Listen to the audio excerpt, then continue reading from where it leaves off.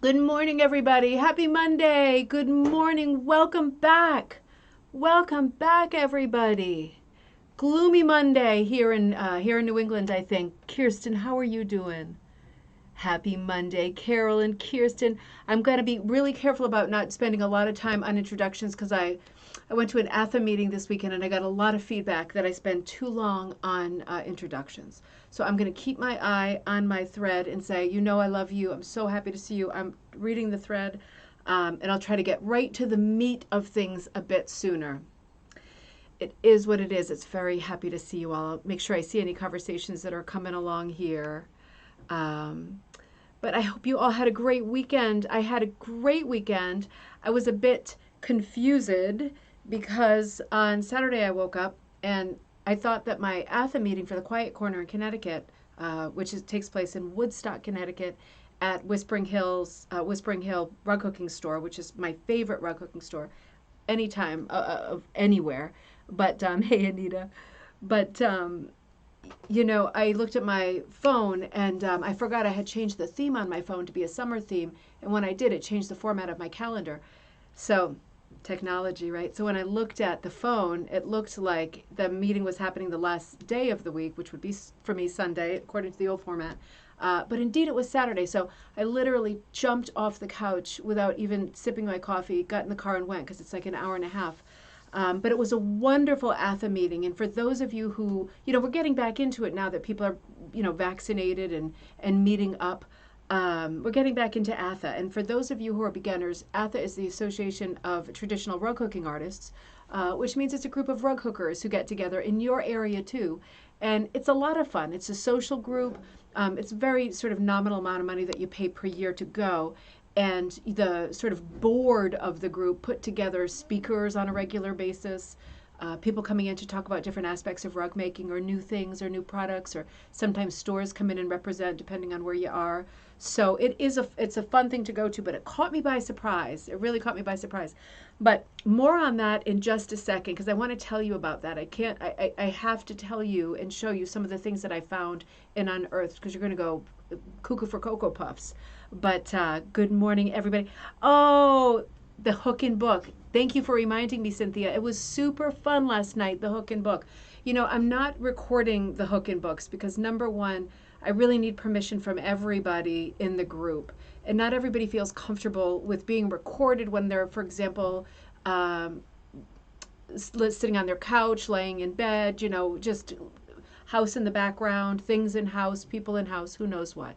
But it stresses a lot of people out. And it was a huge group. It was about 40 people on last night, with down at the Monahan, who was the author of this past month's book, New Girl in Little Cove. And it really was a wonderful book, and it was such a treat to have her on. And she read for us part of the book. It features Canadian dialect, which is not completely familiar to everybody. It was interesting to hear it.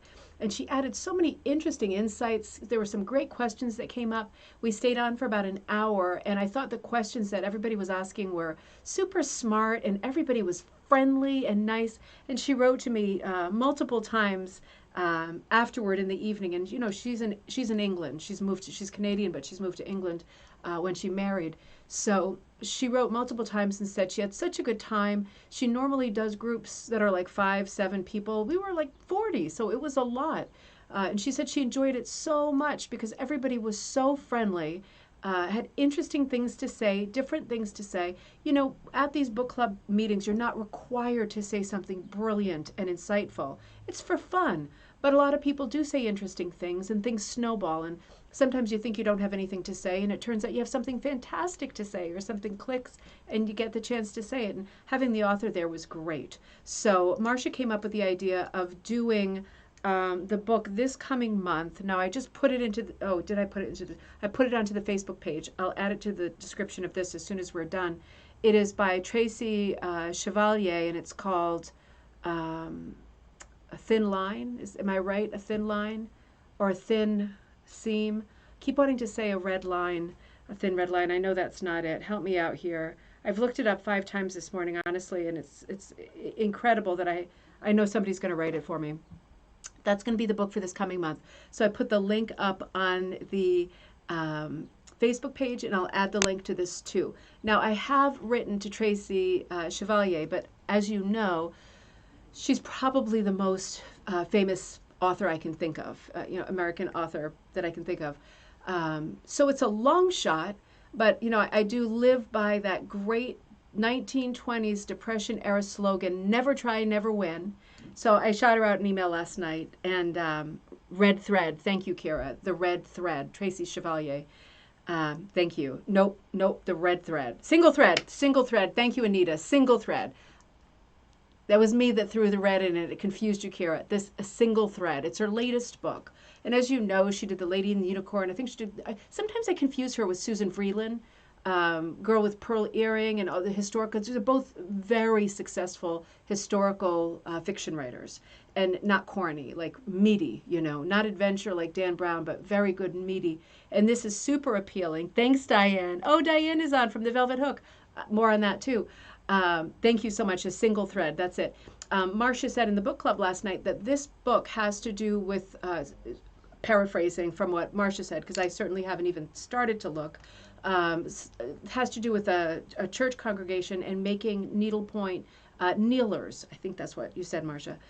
Something like that. And I thought, well, that's a great crossover, because handcrafts for us, any kind of handicraft is going to hit the sweet spot, right? And then I was thinking about the group of people who are involved in making the cushions for the Barishaw Church in Nova Scotia. I made 3. Kira, I think you're making Alabama. I think you should. I liked your idea. I'll write to you after. Everybody, there's still some of the 50 cushions for the 50 states that are available to hook for the Barishaw Church. So that project is also on our Facebook page, which is Rug Hooking and Punch Needle Club. It is an honor. It is a distinction. It is a joy. It is an adventure. I thought of making those cushions for the church. I think I did Vermont, Massachusetts, and Connecticut. I thought of that as the promise to myself to take a road trip to that church in the future and visit the North American Rug Hooking Museum at the same time, and a lot of other stops. Dion Fitzpatrick, Dorr, and Cushing along the way. So all of that ties up nicely together. So that will be our book for this coming month. And the reason I haven't set a date is because I will give Tracy Chevalier a hot minute to respond on the crazy off chance that she might join us. So again, a long shot, but it was super fun. It was super fun. Thank you for everybody who was there. I think she was so happy and flattered that so many people were on the call. Jennifer says Arkansas, Montana, Nevada, Oklahoma, Oregon, and Utah are available. There are some beauties in that list, I'll tell you. I've been to most of those states, and they are beautiful states. Again, it is such an honor to be able to make a cushion that represents a state in the United States that goes to another country for a beautiful exhibit. And I think his name is Remy, who posts on that subject and started the program, posted a beautiful photo that I also believe is on our Facebook page from what appeared to be the choir loft looking down at the sea of cushions, 50 state cushions. What a project. It's whenever you can get involved in this kind of thing, you really must. So other things I wanted to tell you, a few things before we get into other stuff. I don't know how far we'll get today. I have so many things to catch you up on. So the eagle that I was working on that really stumped me over 4th of July weekend, I was hooking him and fooling around with the flag under him, and Beverly ended up posting a different version of him, because I remember I posted him as a free pattern, and he's permanently there. You can take him anytime you feel patriotic. She did a different thing where, I haven't come back to it yet. I was doing first lots of stripies, and then I was just doing a few stripies for the kind of valance flag thing. She took out the stripes altogether, and she did like 2021, or it's reversed, 2021 on the flag rather than the stripes. And I thought, I knew she was a genius to begin with. She did a great job. She's already finished hers and whipped hers and got it up. But I needed to get the wool. I was almost out of wool. So I've got my wool back, and I just wanted to let you know later today I am going to make this available as a kit on the website. I'm very slow in doing it, but I figure there will be more patriotic holidays, right? There's so many every year, and I celebrate all of them, and we'll probably sing for all of them too. So I just wanted to let you know I was putting that up. This is the kind of color scheme, lots of golds, lots of this kind, the sort of rusty, dusty roses, rusty raspberry, lots of different blues. I've dyed tons of different blue swatches, a dark indigo, and some paler colors. And then this past weekend, I got back to the wool, and the background color was what I was missing. So I dyed more of this kind of thing, these kinds of little swatches, like an antique gold splotched with like a verdigris color. And that's what's in his background. So that kit will come up as a kit. Again, the pattern is free if you want to download the pattern. But if you want me to put it together for you this size, with the color scheme that I'm using, of course, the browns and the red, it's exactly the same as what I'm using. That will be available later today. So if you've been waiting for that, sorry about the wait. That eagle really beat me up, that flag and all the little talons and things. So that's coming. I also wanted to let you know Diane's on, and you know how crazy I've been going. You're welcome, Beverly. You know how crazy I've been going with velvet lately. It just doesn't end. I started doing this one. It goes so fast. It goes so fast. This is the work of about, one evening and one morning. It's not a huge piece. I'm not finished.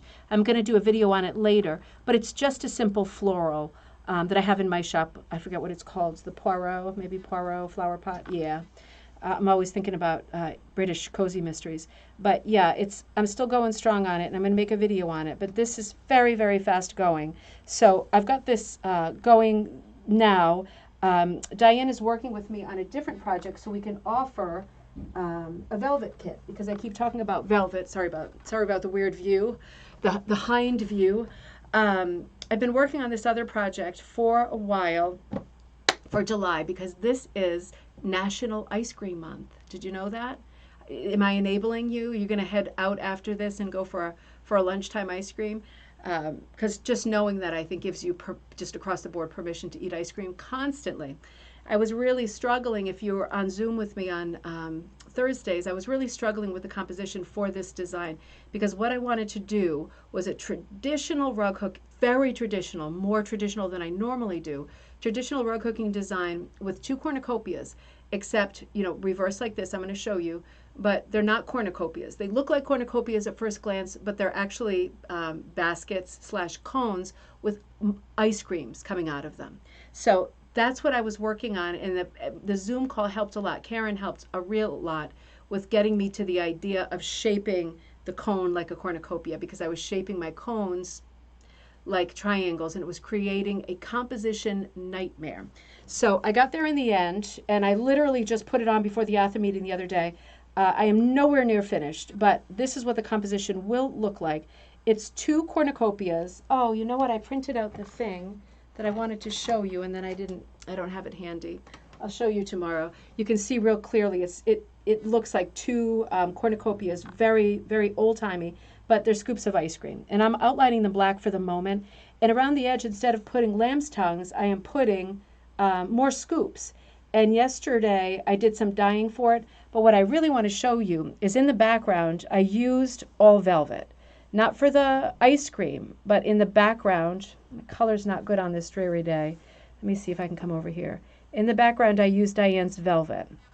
A lot of pinks, a little bit of melon, little raspberry colors, but the overall, it's a very exciting mixed pink sort of background. And in the only part that's velvet is the background. It's a large part. So Diane's going to try to get these colors going so I can offer this as a complete kit for those who want it as a complete kit. But I really like this for July, because I think from a distance, your eye reads the composition as a very traditional cornucopia pattern, and there's plenty of those. But then to see as an afterthought that it's ice cream, I thought was exciting. Yesterday morning, I woke up at an ungodly early hour, and I dyed 25 colors of ice cream for the scoops, as you do. So, and also the eagle. So not well, but I did 25 colors of ice cream, and you can see there's lots of strawberry and berry-driven flavors here, lots of chocolates, a lemon, a lime, like a lime Ricky, got a pistachio, got some butter brickle and maple walnut type colors, and some vanillas, but real ice cream palette. And I did a dark and a light for each one. So same shade, dark, light. And the reason I did that was, oh, thanks, Kirsten. Yeah, I agree. Kirsten's saying the background in Diane's velvet looks like almost strawberry color. And I agree. It looks like a milkshake, going crazy. It's going to look even better, obviously, when I get the second cornucopia in. But I was struggling a lot with not outlining it and there not being enough contrast. And then I outlined in white, and I didn't like it. for myself. Somebody else might have liked it. Maybe the black is too dark now. I'm looking at it again. So I might change it yet again. We'll have to see how it goes. I've got chocolate dripping on the cone here, and then the waffle cone is going to be like a checker of two different browns. But I love the background too. It does look like a strawberry milkshake that's spilled or something.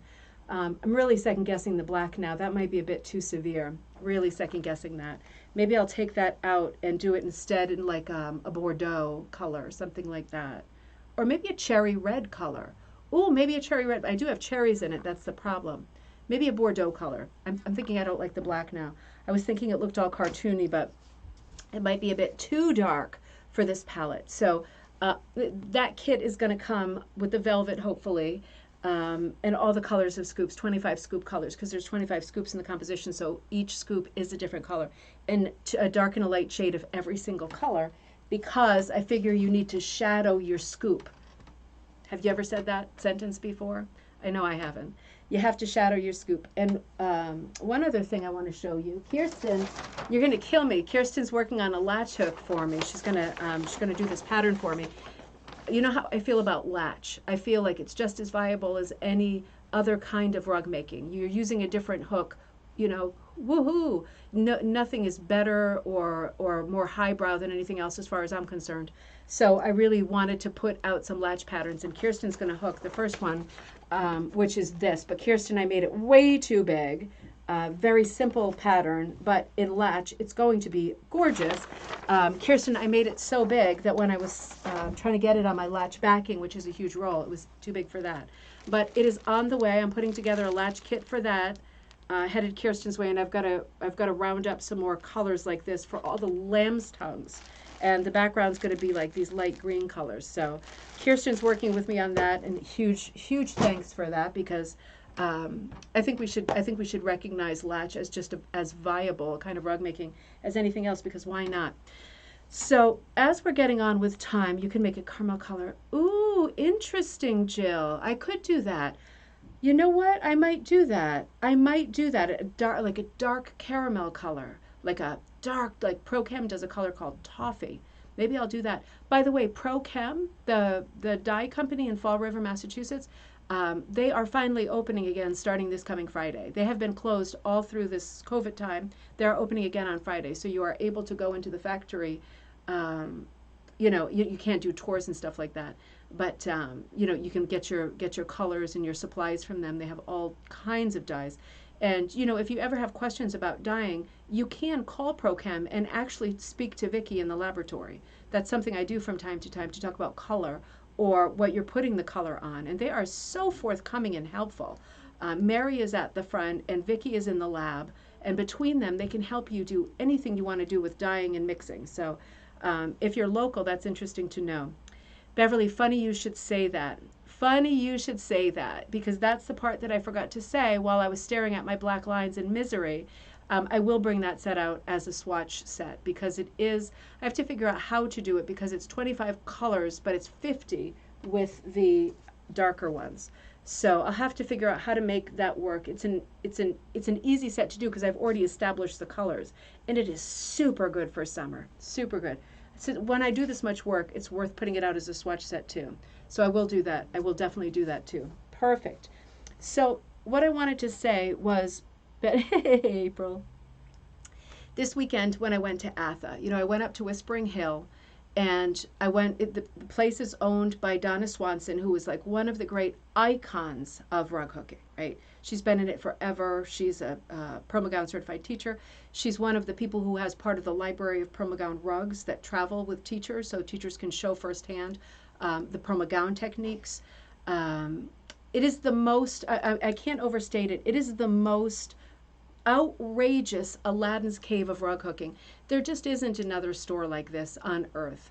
And I've been to all of the big stores in that, and they're great, and they have great variety. But Donna's store is different.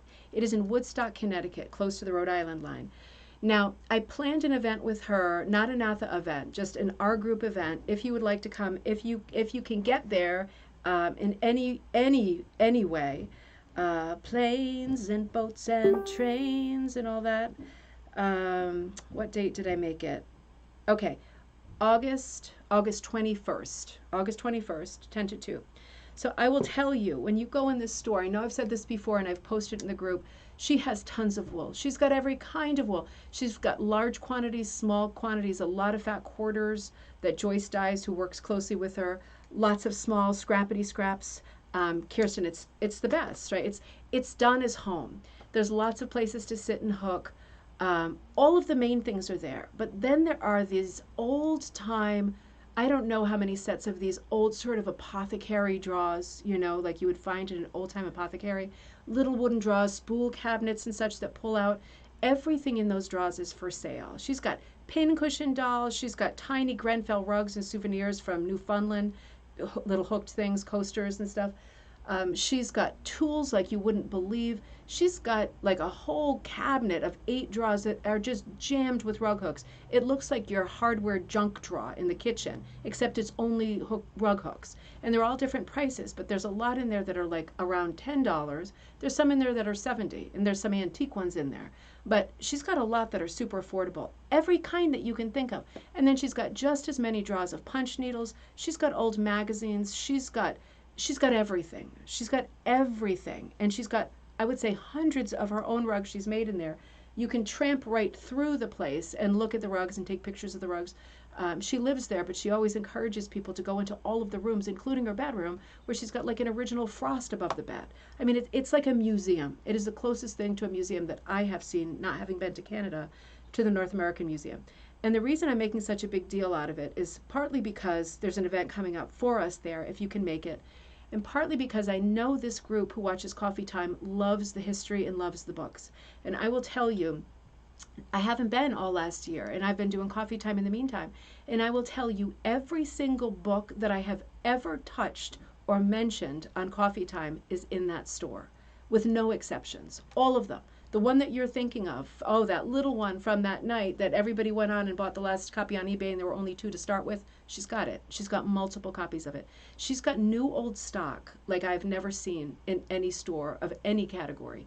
So if you can make it, if you're anywhere nearby, it will be a great event, and you can really forage for treasures in a place like this. I mean, Door is great, but you cannot forage for treasures in stores like that.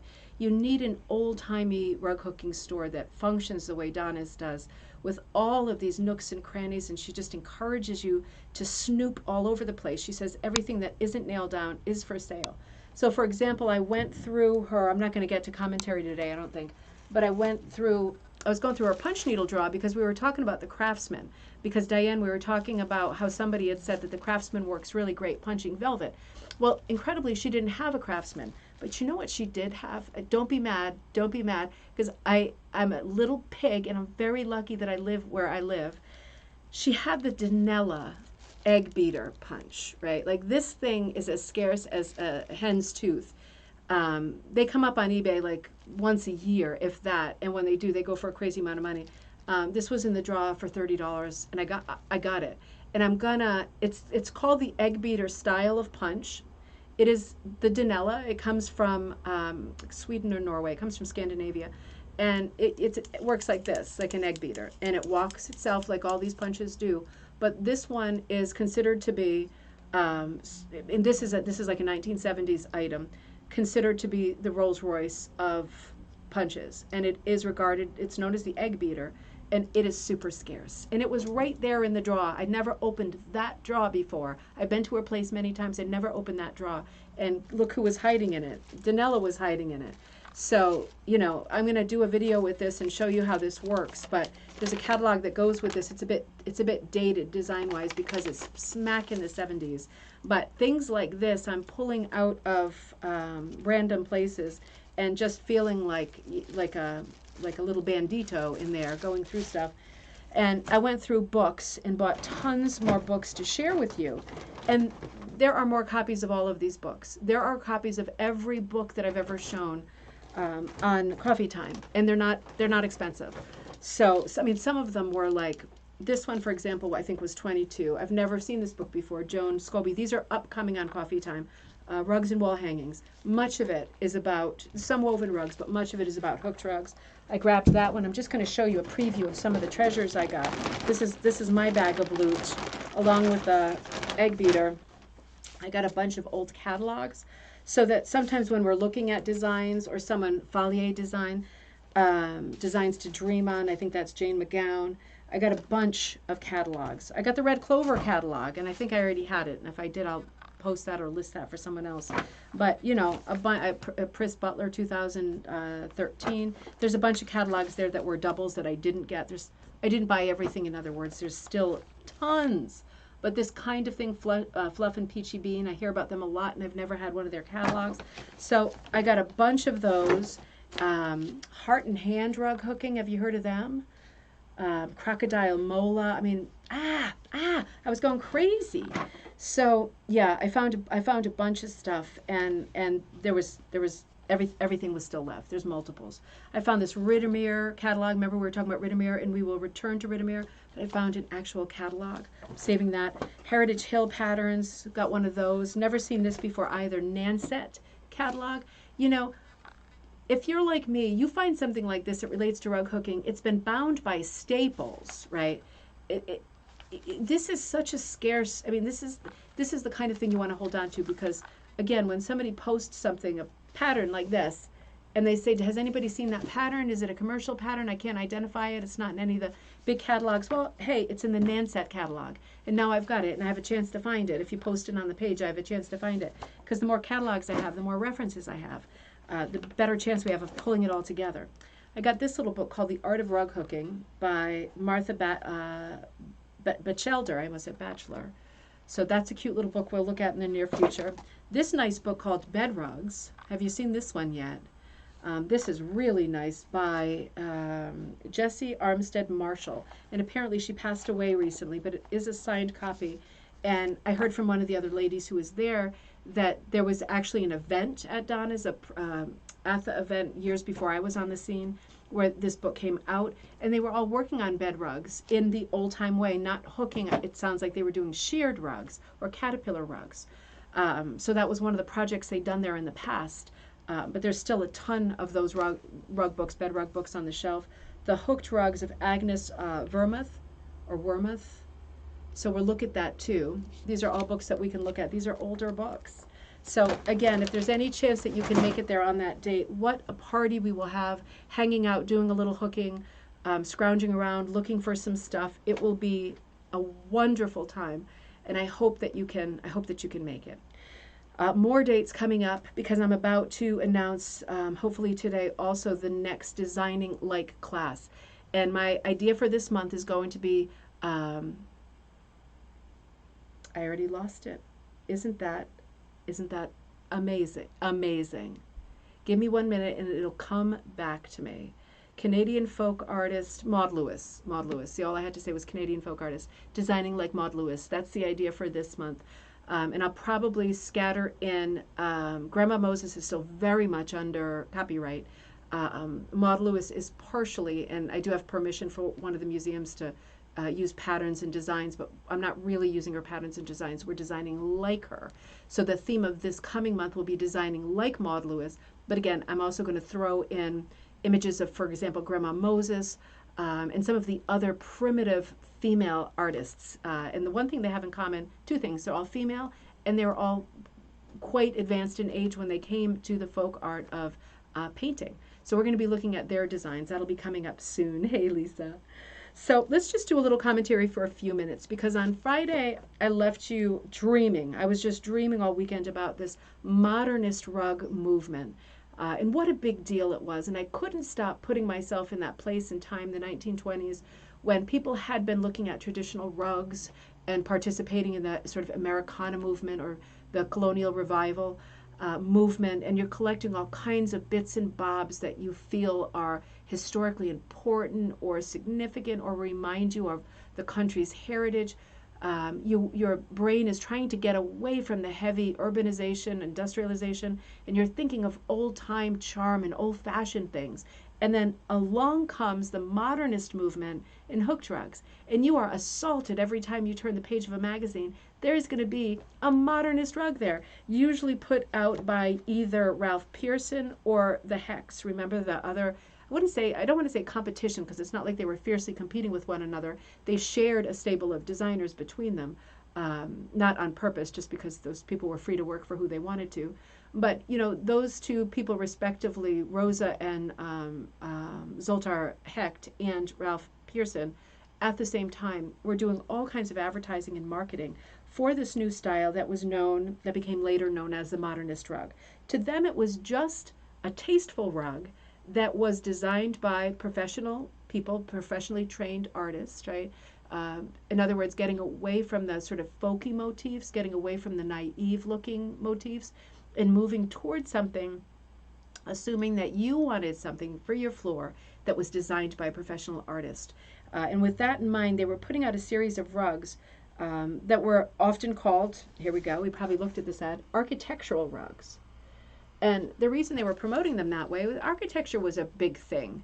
You know, graphics were coming in. If you think of what 1920s posters look like, seaside posters, train posters, subway posters, very graphic look, right? It was a style that came in with with immediate popularity and huge bang, coming in at the end of the arts and crafts movement. So the idea of architecture and tying that into the decorative arts was something new, and it was something welcome. People after the Victorian period really wanted no more clutter, no more mess. The pendulum swung just the way it is now, and people are trying to declutter with that what's that famous woman's name that wants you to throw everything out, or not. It was that same kind of a thing. But the Victorians had housefuls of stuff, and it was all beautiful stuff, but it was ornate, it was over the top, and it was a lot. It was volume. It was quantity over quality. Victorians had been busy ordering paintings from catalogs, and that's why you often see like an original oil painting in a beautiful golden gesso frame that looks exactly like one that you think you saw last week. It's because they ordered it from a catalog, like send away catalog, and that person would get the order, and an artist, different one each time, would paint that same image and send it to you. And up it goes on your wall like a postage stamp collection with a million other things. And that period of history, decoration, collecting brought about the idea of the collector, and the collector becoming almost like a magpie. Sort of volume of collecting became something that people talked about. People started collecting, people who could afford to, huge, many different types of collections, but huge amounts of pieces. And their houses turned into like house museums.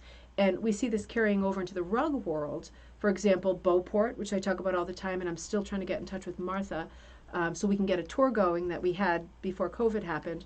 That collection of rugs that belonged to David Sleeper is unbelievable in volume. I mean, it's astounding. He wasn't collecting the rugs because he was a folk art collector like his neighbors one town over at Cogswell Grant, which is the other house I'd like to look at in person with you, because that's a huge collection of folk art rugs. Sleeper was collecting the rugs because he was a Hollywood set designer and he liked the way they looked. And he bought them, and he wanted volumes. He wanted them overlapping each other. He wanted a sea of hooked rugs under his feet. He was very careful and conscious collector, and did really well by the things that he bought. But people were moving away from this sort of Victorian mindset of lots and lots and lots of everything, and moving more towards streamlining. Sleeper was not one of those people. He would not have bought a modernist rug. He would have stuck with the old antique rugs, more of the Ralph Burnham type style of rug. So these architectural rugs come in, and they are going to appeal to the new moderns. They are not going to appeal to the collectors. They are going to appeal to the upper class and the upper middle class who can afford these kinds of rugs. They are not actually hooked rugs. They are punched rugs, and there'll be different methods for punching them.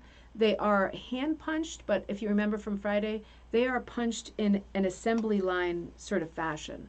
So each person is doing, in most companies, right? Certainly with the Pearson rugs and the Hecht rugs, that's how they were produced in something like a factory setting.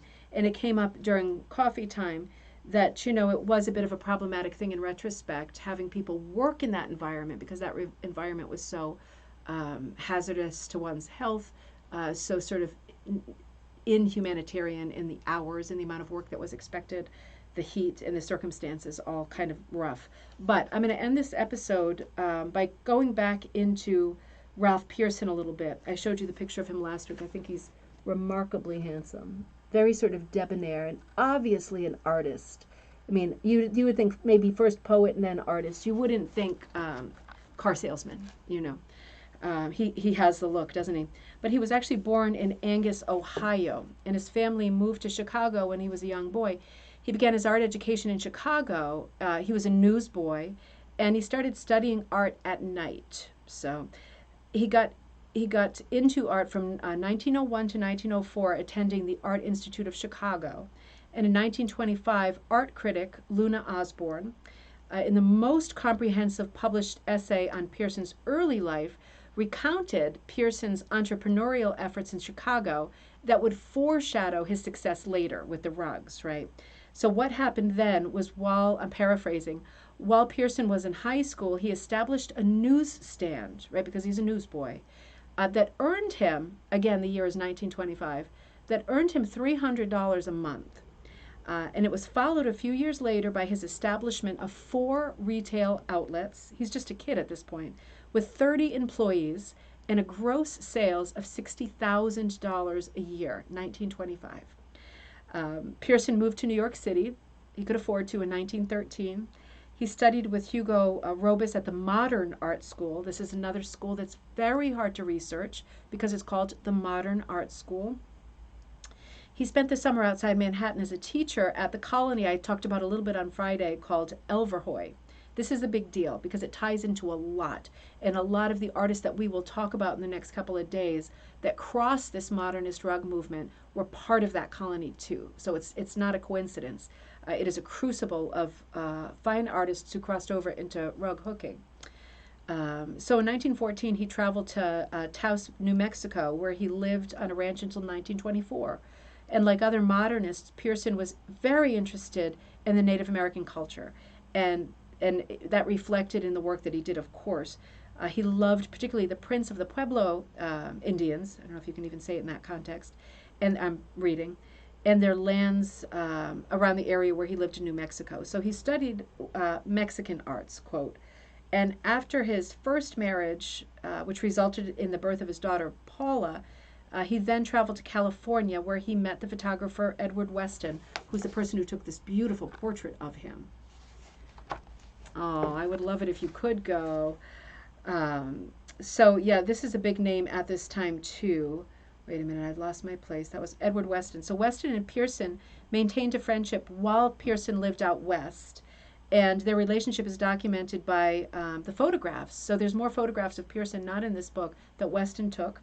And according to Osborne, it was during his stay out west that Pearson acquired a new attitude toward life and a new angle on his art.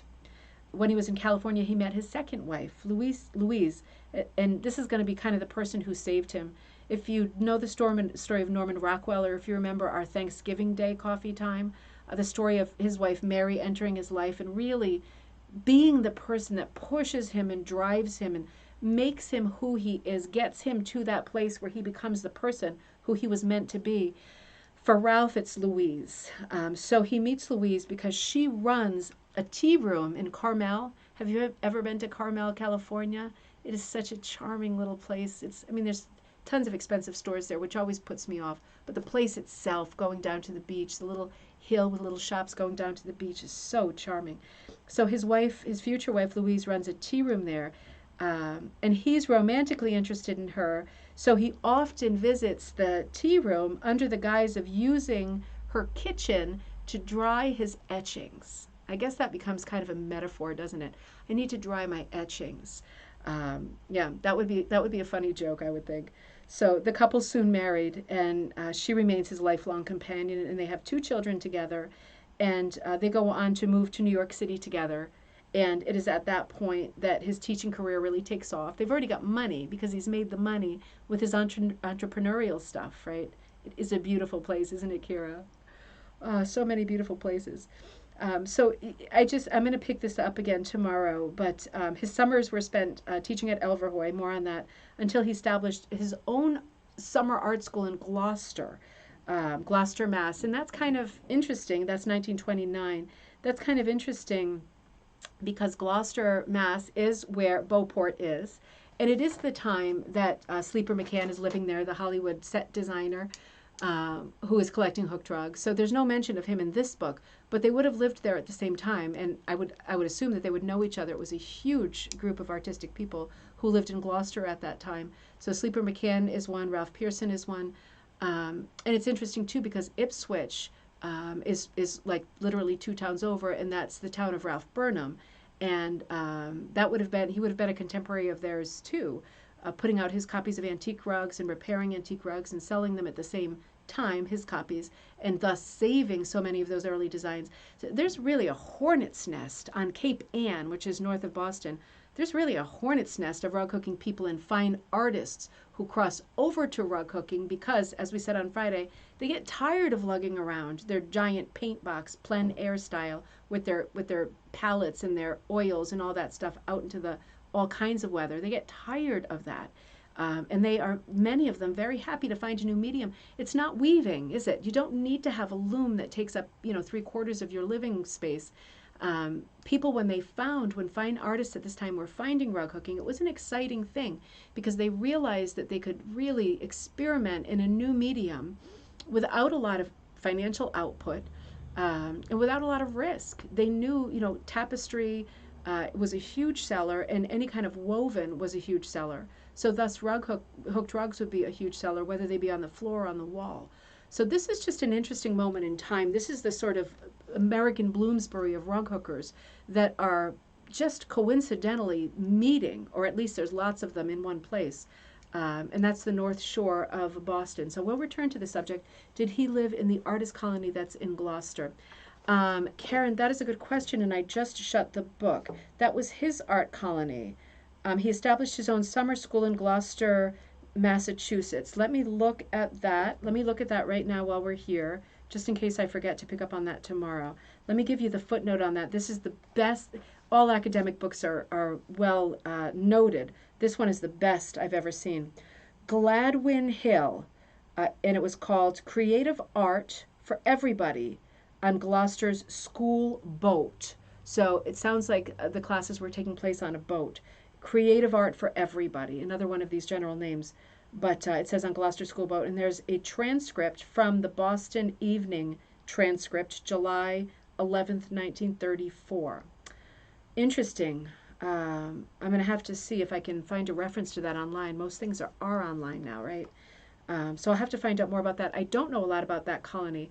I do know a lot about Rockport, one town over, but I don't think it's the same. Weirdly, despite the geography and the closeness, I don't think it's the same group. But that bears more research, certainly delving into a little bit more.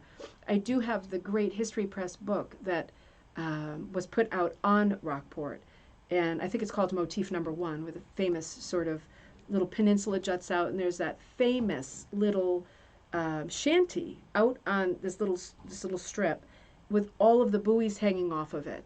And at least in the early 20th century, this is Rockport, Mass., at least in the early 20th century, Motif Number 1, which is what it's known as and what all artists call it, you should Google it if you don't know it, Motif Number 1 was, at least at that time, the most painted image in the world, over everything, over mountains, lakes, oceans, the Statue of Liberty, the Eiffel Tower. Motif Number 1 in Little Rockport, Massachusetts, in Cape Ann, was the most sort of captured image of all time. So that's an interesting artistic community too. And yeah, who knows, until I do a bit more research, who knows. Oh, Karen, it's such a nice place to visit. It's so artsy. There's I'm going to stop, but there's beautiful downtown area, beautiful old houses right along the water, right next to Gloucester. So you could do nice historic houses. You could do Ipswich the same day, Rockport, Marblehead nearby is very nice too. But Rockport has what's called this area called Bear Path. They've been a dry town until recently. They're not anymore. But they have this pier that goes out right into the water. Shops on both sides. Old. It has a little fork in it. And cute shops, not not shops that you've seen before, cute shops. And they're even affordable. Jewelry, nautical stuff, little galleries. It's just so quaint. And right off that little walkway there that's, I guess cars can go, but cars don't go because it ends in the ocean. It's a dead end. Is the little pier where you can walk out to motif number 1. Take the best pictures in the world, I think, out there. It is so nice. If you're anywhere near there, it is so nice. But certainly Google motif number 1. There should be a hooked rug design of that. Maybe that's going to be one of my next projects. Bearskin neck is worth a trip. It is. One of the things I keep meaning to do in that area also is, besides all of these things we're talking about, there's an area between Gloucester and, I'm going off on a history bender now, there's an area between Gloucester and Rockport that you can walk. It's the woods. And during the Revolutionary War, people lived in fear that the British would come and, for example, obviously take over the places where they lived, but also their families, their women, that kind of thing. When they took off to fight, they felt very vulnerable, leaving their women right there on the shore, right, in port towns that had been established 100 years ago. So in this case, when the Revolutionary War started to ramp up, the men of this immediate area between Rockport and Gloucester moved their women into the woods, deep into the woods, where, for example, if the British showed up, they wouldn't readily find them, right? And all kinds of other raiding type problems ensue. It's also worth saying that most British troops had been living here for so many years before things ramped up in the 1770s. And many of those British people were married to American peoples, which begs the question, how hard did they fight after all? I mean, we did win against the strongest power on earth. How did we do it? There were so many British people living here with American wives. That was part of it, I think. But in any case, these women were moved to this area between Gloucester and Rockport. And it became known as Dogtown. And it's a place that you can visit now, and I have not had the chance yet, on foot. I could never take my tour groups there by the bus because it's through the woods. And you go on foot. And what happened was most of these men, by far, didn't come back at all. Anita Diamond wrote a book about Dogtown called Dogtown, but it's not a great historical account. It's very dramatic and it's very violent. But the word is that hardly any, if any, men came back. And those women stayed in the woods for the rest of their lives. Of course, they didn't reproduce, and they were there with their animals, which mostly were dogs. And the dogs kept reproducing, and there were more dogs than people. And it became the kind of place, like Salem years earlier, where nobody wanted to go because the women were considered witches, because they lived alone. And that was very suspicious. And yeah, they just made it work for the rest of their lives. They lived their lives out with their families and their dogs. And it became known as a witchy place, a haunted place, a dangerous place, a place that kids would dare each other to go, and also a sad place. And once that generation of people died out, all of these little abandoned houses were still there, and you can see the ruins of them taking this walk through Dogtown in the woods between Rockport and Gloucester. In the 1920s, that part of the woods became, right after the stock market crash, the part that we're talking about now with modernist rugs, became very popular for local people walking. And during the 1920s, people walking through, seeing those old foundations of Dogtown, they started to do some old graffiti in the rocks that go along that path. And one of those rocks has the expression that I always used, and I used on this episode coincidentally, never try, never win. There's tons of 1920s slogans carved into those rocks from people who were just hiking at that time and thinking about Dogtown, knowing the history of Dogtown from, the 1780s. So interesting part of our history, and definitely another thing to do if you ever find yourself in that area. Patricia says, I take it for granted living outside Boston and should go there more often. Absolutely. We always take everything for granted. Salem, too, is beautiful. Everybody talks, I'm going to stop. This is the tour guide in me that doesn't ever do tours anymore, right? Salem is great. And the thing that gets me with Salem is, there are, Newport has the distinction of having the most colonial era houses, Newport, Rhode Island, but second is Salem. And everybody associates Salem with that one winter of the Salem witch trials, which, not to diminish how awful that was, that's pretty well defined, and it was really one season. But Salem had hundreds of years of shipping and trading history, and their beautiful boat, the Friendship, which was one of the most important trading ships that went between all of the eastern ports and Massachusetts, is one of the most important boats. It's the Salem 2, the replica, that is docked permanently at Salem. And all of those early houses, that great Nathaniel Hawthorne history, the House of the Seven Gables is there on the same street as the Friendship. There's the old Pepper Company, is the oldest candy company in this country, where you can still buy Gibraltars, which were at one time used as money.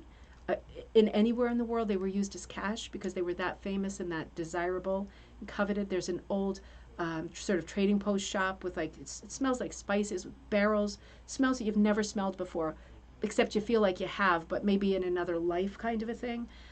So atmospheric. It's such a shame that the town is a bit overrun with this sort of Wiccan angle and the witch hunting sort of history, because again, it was 1 year of their history and the rest of it is literature and trade. And it's such an important and beautiful town when you can get past the other things. Yes, the state pillows. So let's close on that. So there's a project going on with the Barashwa Church, and that's Barachhois, I believe in Nova Scotia. And there was a call out last year and the year before for a project called the 50, the State 50. And the idea was in this little sort of rural church to have all 50 American states represented with rug-hooked pillows on the pews. So the word was put out and people started taking, there's a set size and everything, it's well defined in the post that I believe is up on our Facebook page now. People were taking different states that meant something to them.